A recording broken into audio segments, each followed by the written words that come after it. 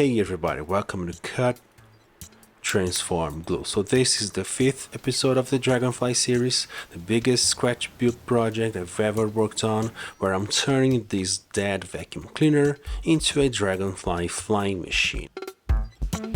In this episode, the wings.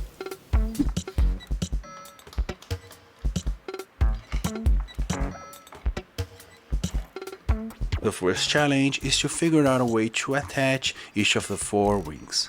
As I said in the previous episode, I'm worried about this structure being sturdy enough so that this model can look good for as long as possible.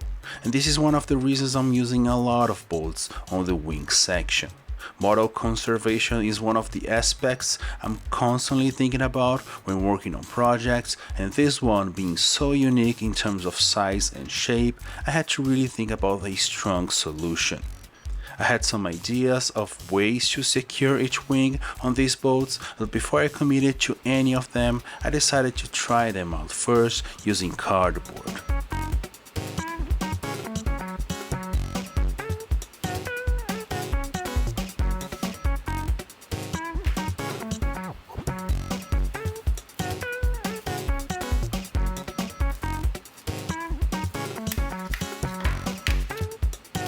And here's the solution I thought worked best, making 4 quarters of a disc, one for each wing, and these quarters should be held in place by 2 bolts, sharing the one in the middle on an overlapping section, and those were made of styrene and PLA sandwiched together for a robust piece. Now, before I started adding these structures responsible for the flapping of the wings, I decided to make some drawings and really figure out the design and size of them. I had a ballpark idea of the size I wanted, but it was time to finalize the dimensions and shape. And there's nothing better than making some quick drawings for these kinds of things.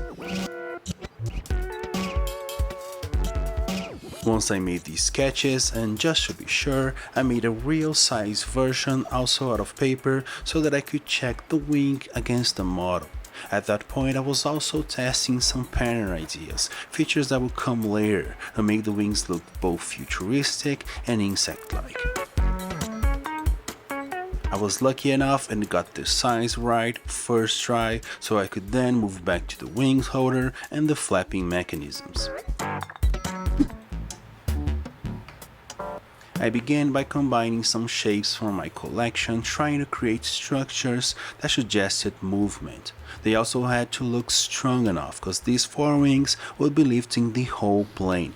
By the way, I'm never really sure how to call this. It's not a chopper by definition, and it feels kinda wrong to call this a plane. So yeah, how should I call this? Let me know in the comment section. But anyways, pieces I was using included the foot from broken old school keyboards, laser cut acrylic shapes, and resin and PLA printed parts, all glued together with some super glue on previously sanded surfaces to get the most adhesion possible.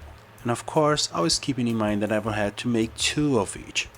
Now, my idea was to transition from a solid opaque to a transparent and much bigger section. I wanted transparent wings to keep this whole thing looking like a mechanic insect, almost alive if possible. So this is why I'm making this styrene wing segment right there. So that part makes the first segment of each wing, and the rest would be clear. Now, of course, that thin shape wouldn't be strong enough, so I made them actually using a couple of 3mm pieces.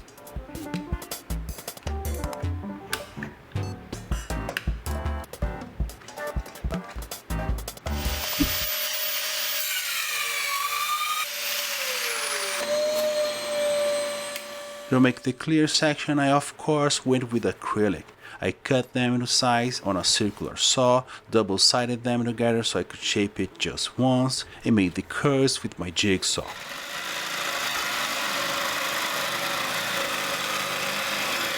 Just remember, acrylic will melt and burn your sandal exposed feet. It was pretty hot in the shop that day. The final shaping was made on my mini disc sander, and then I could just separate the pieces.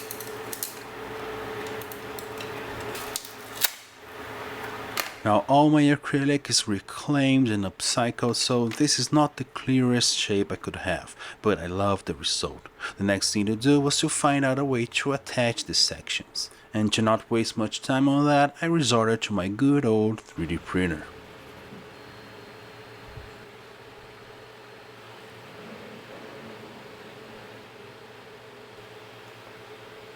And it seemed strong enough for the job. And then I could glue the solid portion of the wing on the wing holder. I'm totally okay about that being a single piece, it will be much stronger like that. Now before I started working on the back wings, I wanted to check how it was going. One unexpected aspect of this design is that I could attach the transparent segment slightly off center, and with that it looked even cooler.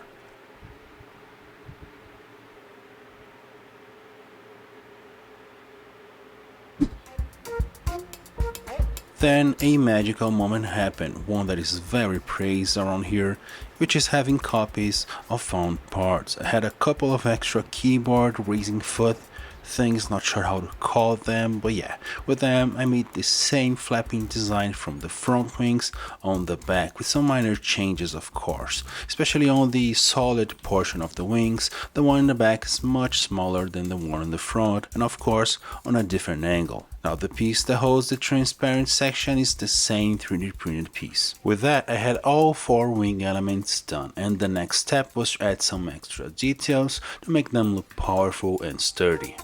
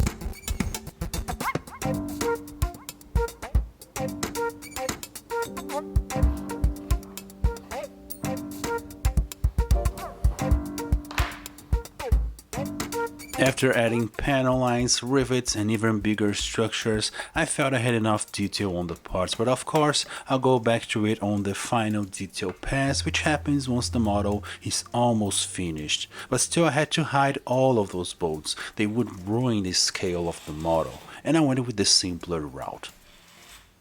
So I grabbed a sheet of 3mm styrene, and my idea is to make a big round panel that I will just attach on the top. I can simply cover the bolts.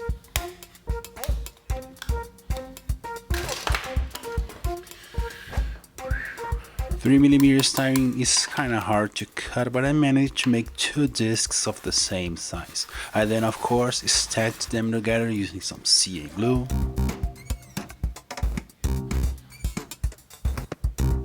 Then I put a hole through it,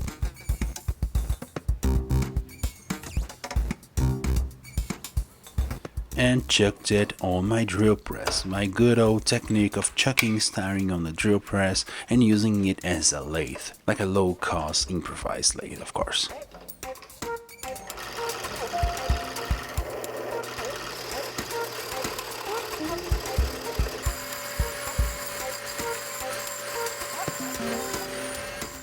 With that improvised lathe, I made a round corner on the edge of that disc, attached a few extra pieces on the bottom of it, including a fake Lego piece, which is what I'll use to attach it on the top of the wings, leaving a small gap of course.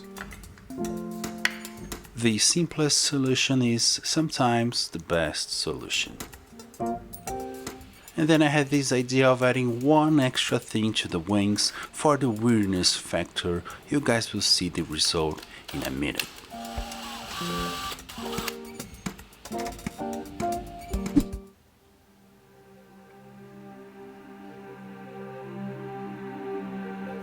all pieces then of course received a coat of primer so we can see what's going on right there, and I was very happy with the result. Now it's time to put the wings on and check the result. And here's that extra thing I was talking about, a set of small circular wings on the front of everything, you know, just to achieve that weird look I'm always going for. Now, I'll be honest, I was hoping for an even crazier look for this project. I decided to test these reflective films that I saved from when I take apart some dead laptops.